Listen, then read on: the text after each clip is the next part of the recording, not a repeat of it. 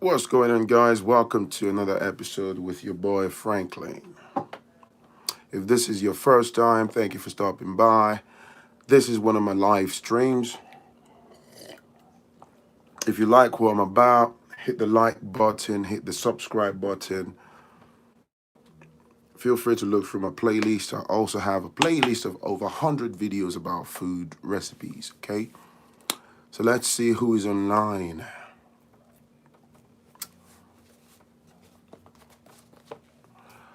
If you can see me, hit the like button, hit the like button, hit the like. Hello, hello, hello, hello. What's up, what's up, what's up, what's up? What's going on, people? Hit the like button, hit the like button. Let's gain some momentum. This is going to be a short one. I'm going to go straight to the point soon. Nice to see you too, David Osilaja. Nice to see you. Nice to see you. Nice to see you. To see you. Nice. I'm fine, Tony. I'm all right. How are you doing? Smash the like button. No, I'm fine. I lost my voice over a couple of days, so I'm just regaining my voice now. That's why I sound a little different. I hope you left some Eba for me. Yes, I did. Anyways, so no. There's nothing wrong with my sense of smell. I lost my voice, and I'm actually in the process of regaining my voice. But I'm a YouTube junkie. I've got to put up content. It's been a few days already, and you get penalized for not even putting up content. So there's a part of me that just wants to talk to you guys, and this is one of the topics. So a few days ago, what's it called? There was the case of a Nigerian woman who was caught up with these Lebanese man in Lebanon who was trying to sell this woman for $1,000 on a Facebook group. So, of course, he was exposed, and then it was a bit of a frenzy, and it went viral. And then the Nigerian High Commission got hold of the story. Everyone went nuts. So, of course, it's disgusting to hear that as a black person, but who is this man? Lockdown still don't stop you from getting a shape up. Bruv, I am not interested in getting a shape up, okay? We are here to discuss important topic. If you don't like my bushy face or anything, don't bother watching my channel. What is wrong with you, especially dudes? You come here and talk to me about shape up. I didn't come here to talk about shape up. No disrespect. So I'm gonna have to block your behind if you come and tell me about my aesthetics and the hair on my head or my face. Social distancing. My barber shop is closed. A lot of people are closed. I'm not bothered about shape up. Okay, let's talk about pressing matters that affect us as a people. Don't worry about checking out another dude. Do you want me to get up and dance for you so you can check out my booty and see if it's firm enough for you? You want to see my bum bum?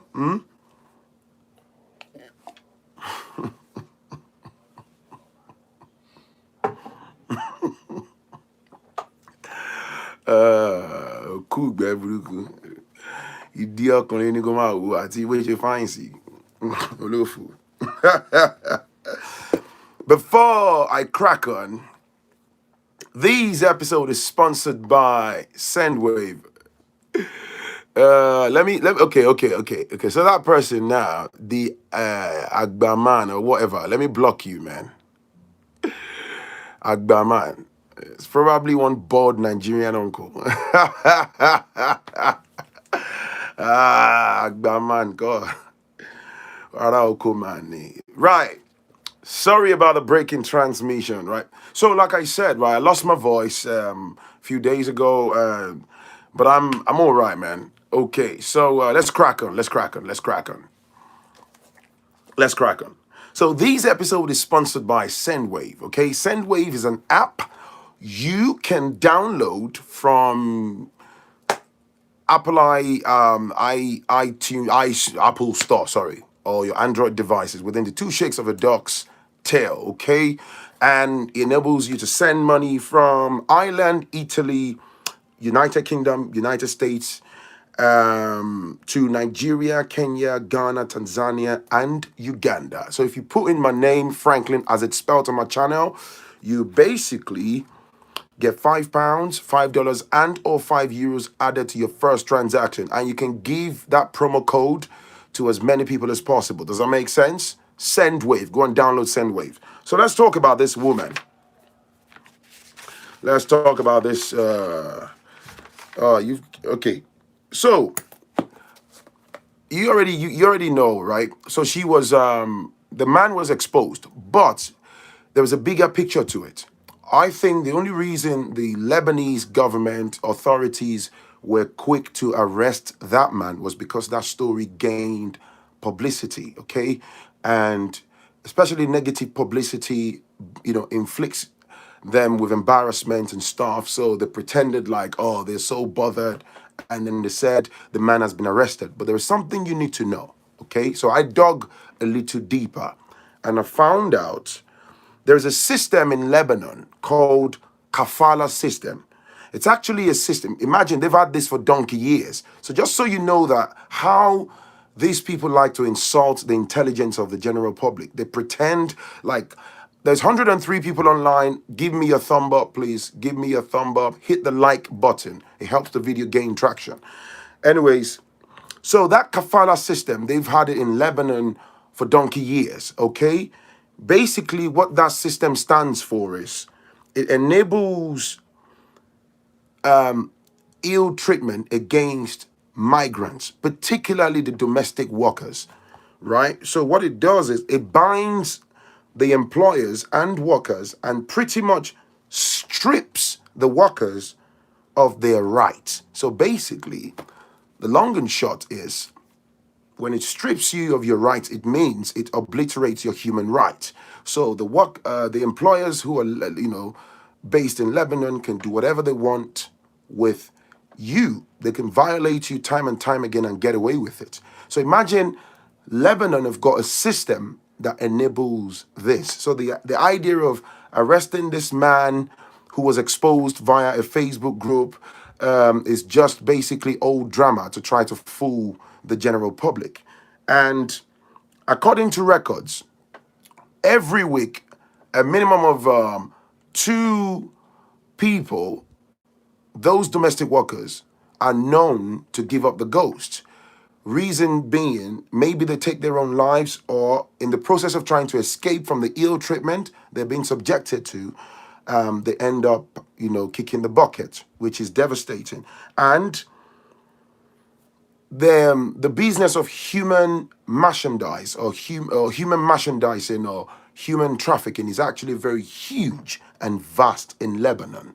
And also, according to the high commissions, most African high commissions, Nigerian and other African countries, they said there are hundreds of cases of, ill treatment. You know exactly what I mean by ill treatment, right? Of domestic workers across, Lebanon that are yet to be dealt with. They are suppressed. They're not being investigated. People have been violated. When people die, the Lebanese, government officials will suppress it and lie that the persons took their own lives. Now, let me now say, the reason I jumped on this, of course, I empathize. My heart goes out to, that lady, and thank God she's been rescued and she's been removed from that environment. But that's just a tiny drop in the ocean of slavery, okay? That's one tiny drop in the ocean of slavery. And I was saying this before I came on live. At the top of everything unpleasant you find the black man and the black woman. At the top of everything unpleasant, when I say unpleasant, that's human trafficking, human merchandising, discrimination, slavery, and the list goes on. We are repeatedly violated, and we are an easy target because at the pinnacle of affairs are the corrupt and spineless African leaders who do nothing to fight for the rights of the African citizens. And this is why all of this monetizing the black folks has been going on for ages, for donkey years. In fact, from what I found out, Lebanon, they are notorious, and it's the same across the Middle East, Dubai, and all them places. Sorry, somebody's saying this is a waste of time. Talk about something more pressing. No, sorry, Victoria. No disrespect. I do not appreciate that. If you don't want to watch it, you can leave. Don't tell me it's a waste of time. It's not a waste of time when you're talking about human lives, okay? Please, no disrespect. I am not obligated to talk about your topic if you send me an email, okay? So if that was your sister or that was your daughter that's trapped in human trafficking is a waste of time. How can you say that? Human trafficking, slavery is a waste of time. This is happening every day, 24/7. Waste of time. Are you joking? That's very insensitive. That's disrespectful. That's not disrespectful to me. That's disrespectful. That's not disrespectful to me. That's disrespectful to your own people. That's disgraceful. Don't come to my channel and say that. You know I have got nothing but love and respect for everybody that watches me. Don't do that, man. Thank you, my brother, the bad guy. What? Waste of time. You got families in Africa. You got extended families. We're talking about the plight of our people. It may not affect me, but there are so many gullible, particularly females, scattered across Africa, and then you come here to say it's a waste of time. Are you joking? Don't say that publicly. Let me give you an advice. Don't go into the midst of clever people and say human trafficking is a waste of time. Don't do that because you will embarrass yourself. That's disgusting. So as I was saying, right? These people, unfortunately, our spineless government in Africa, they are the enablers of all these abuse and stuff. But there is something that I've been thinking about. You know what, man? I'm gonna have to block you, man. I'm sorry. I'm just gonna have to block you. I haven't got time for that, man. So as I was saying, I lost my train of thought there, man. Sorry about that.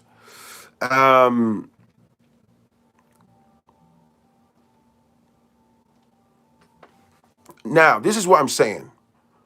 Unfortunately, I always say this, like for some of the problems we have in Africa, ignorance is not an excuse. I've seen this, over and over. For example, there are so many people like, they travel to places like Italy, Dubai, Temilade, thank you, my sister, thank you. Dubai and all those places under false pretenses. Young girls from high school, a lot of them, some of them, due to poverty, due to misinformation, unscrupulous travel agents who just, some of them they are foot soldiers that are on ground. In the front end, they look like travel agents, but they're actually connected to that human trafficking network. So what they do is they mislead people, they give them false information, they give them this fake picture of, oh, when you get to Dubai, when you get to Lebanon, you're going to get this. Oh, when you go to this family and take care of their children, they will do this. But these people never know that they will be stripped of their human rights. They will be subjected to some of the unbelievable and most degrading treatments, right? And here is something that I find really staggering. I'm a grown man in my late 30s, and I would tell you, Right from when I was a youngin, when I was like a child, I've been hearing, all these, when you're sitting with your parents or aunties and uncles, you hear the fact that some people are going to Italy and all this, but these things have been going on for years, right? And I'm like at this age and time, and you realize that nothing has changed. So what that tells you is human trafficking is a global problem. It's an organized network that's behind this. And we have enablers, you have funders. So how can we, Sukili, thank you. How can we support ourselves? How can we, I think one of the best ways to help curtail this process is to educate people.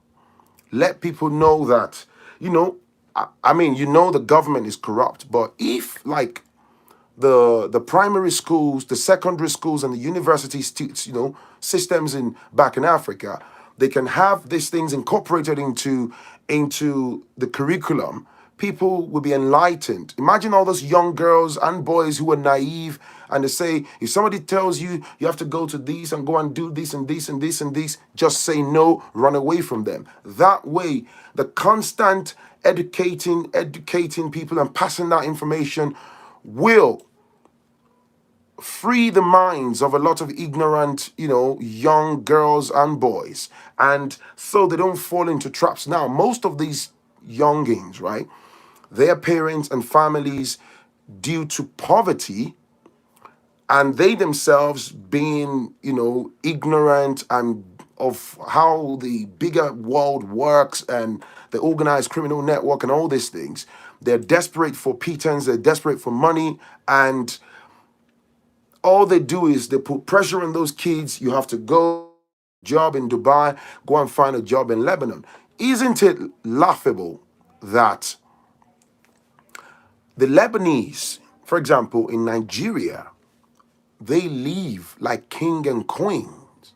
They live like kings and queens. Believe me, ask anybody in Nigeria. They own businesses, just like we were talking about the Chinese in a separate video, right? All of these people have investments. Our police officers, our soldiers, the average Nigerian, they put them on pedestals, They give them these 5-star, I can almost say 10-star treatment. They literally worship these people. But on the flip side, our people travel to these places in droves. Like the severity of these things is, I'm looking for the words to quantify this, man. It's the disdain and the blatant disregard that they have for black folks is unimaginable, man. And what really hurts me is like, particularly all of these places, people are going in droves. So it tells you that there is a framework in the background.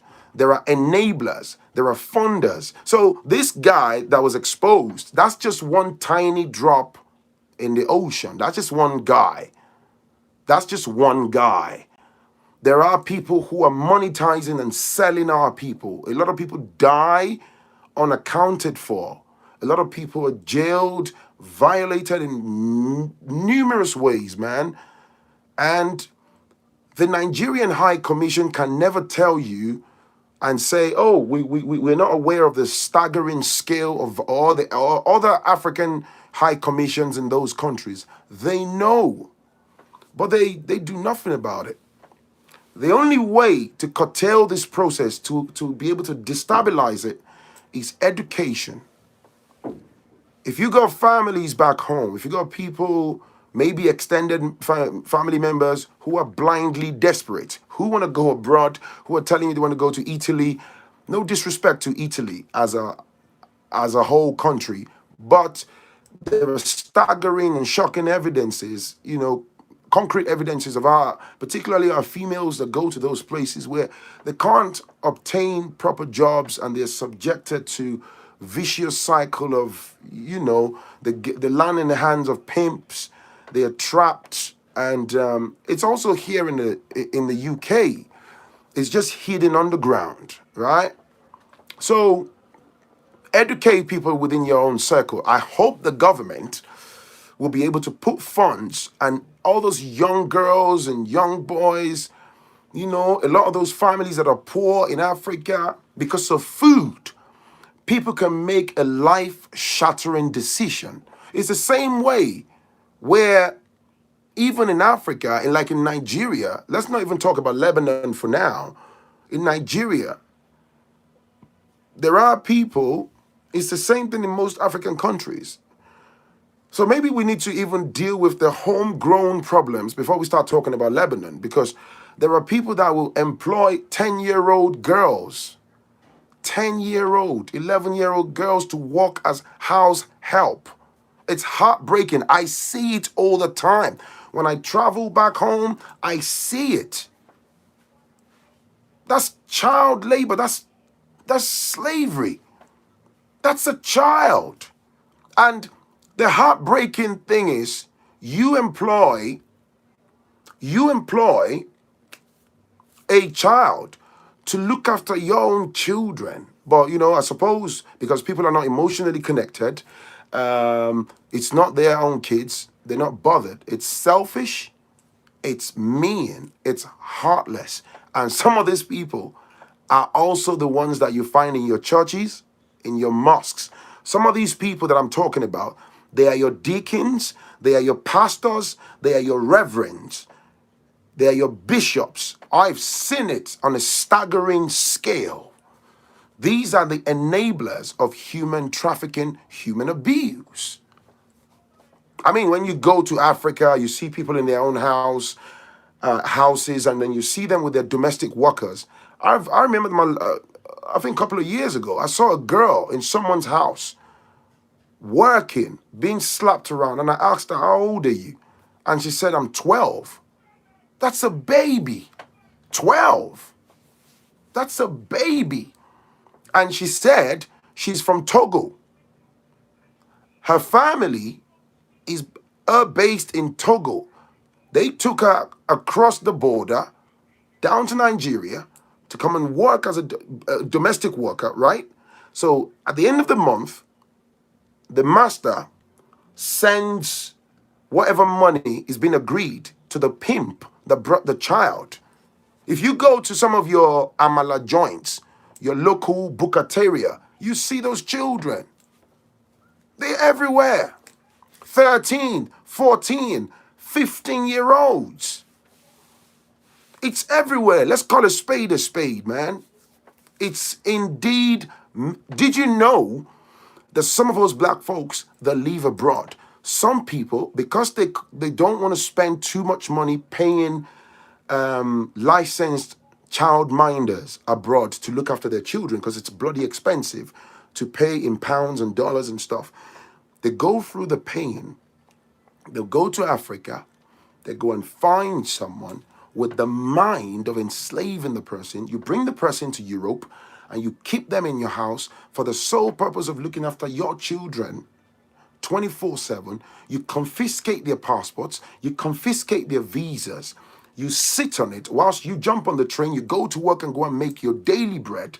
You carry on in the eyes of the general public like you're a good, nice, again, these are the people you find in the front seats of your churches, your mosques. This is why I say to you, you don't need religion to be a kind-hearted person.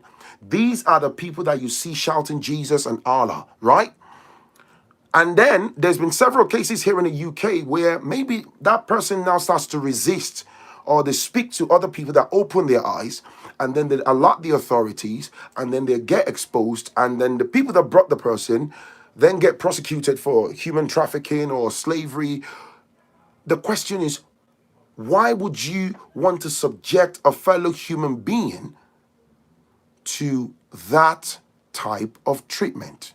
You wouldn't last a day if somebody did that to you, though. This is what I'm saying.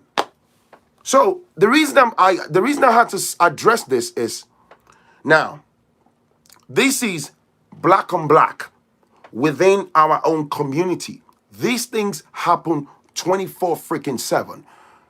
Especially, back in Africa, within our local communities, people don't care.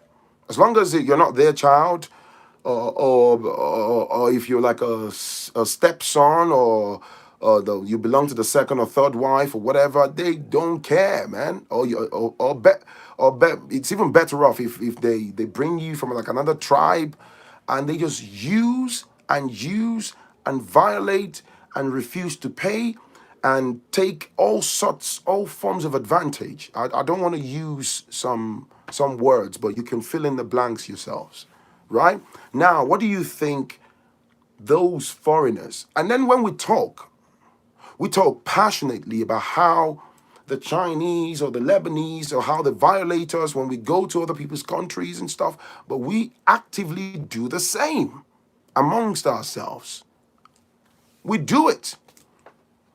Africans that live abroad in the US, in the UK, your justifiable reason is the fact that, oh, child minding fees are too expensive.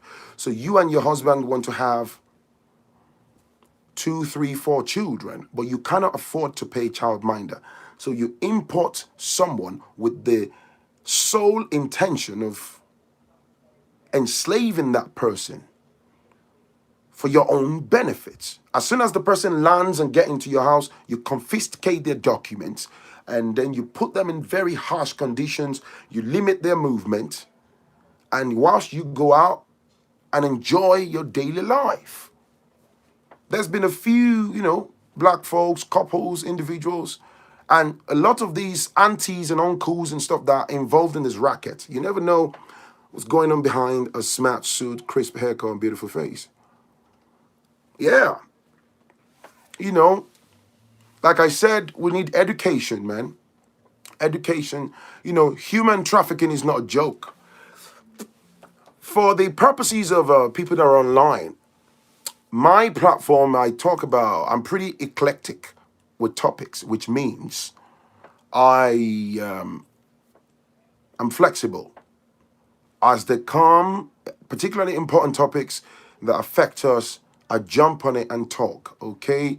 And it's about education. It's about education, and there is also a separate trend of those who are desperately looking for clout or looking for fame. They go to places like Dubai, and because they get paid, those people there, because of materialism, right? They follow the trail of money to those places, and they open their mouth for people to poop in their mouth.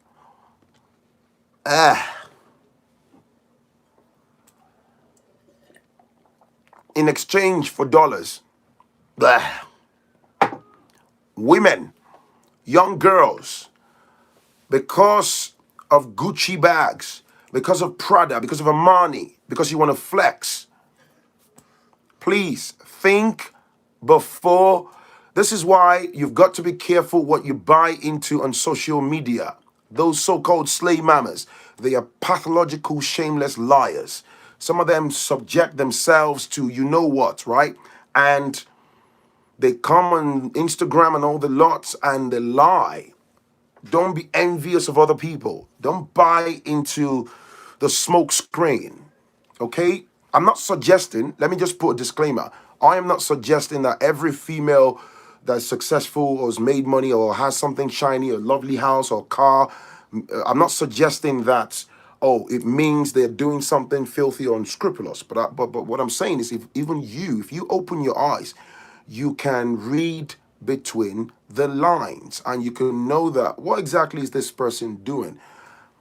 They subject black women, those that put themselves in those dangerous environments. What type of money are you looking for? What is it that you want that would make you degrade yourself? That somebody will ask you to open your mouth and they will poop in your mouth for money. I'd rather die, man.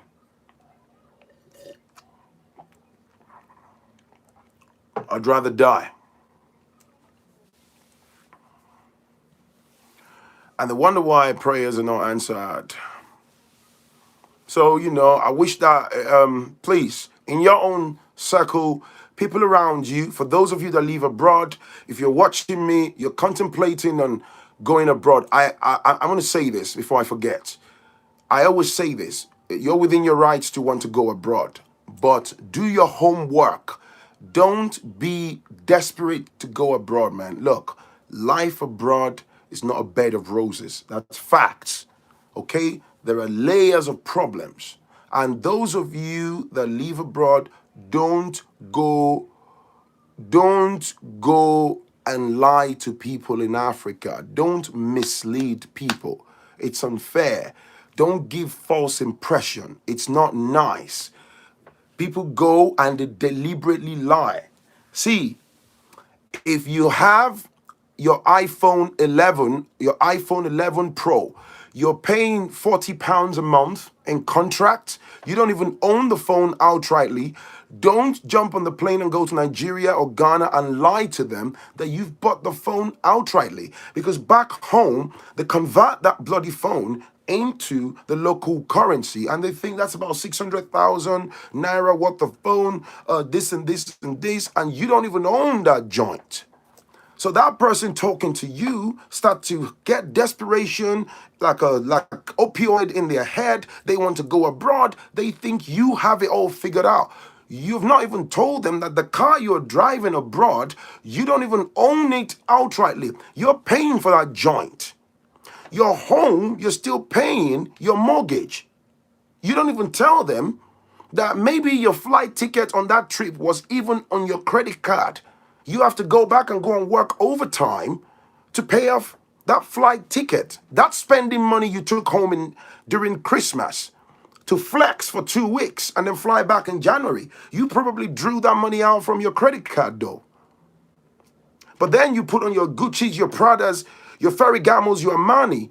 You lie to the people around you to make yourself feel good. You pretend like you have it all figured out. And that young girl, that your cousin, that your brother, that your sister, they think, oh yeah. Then that sends them to some Hoover dimension of craziness, of desperation, and then they go down the route of they need to get out, they need to get out. In fact, some of those people might even be better than you financially, and even you're watching me now. You know it deep down inside that some of those people back home, they've got a better bank balance than you that has to pay your bills 24/7. That's not to put you down though, but that's facts. But you go home and then you flex on them, you mislead them, you are an enabler of bad decision. Whether knowingly or unknowingly, this is why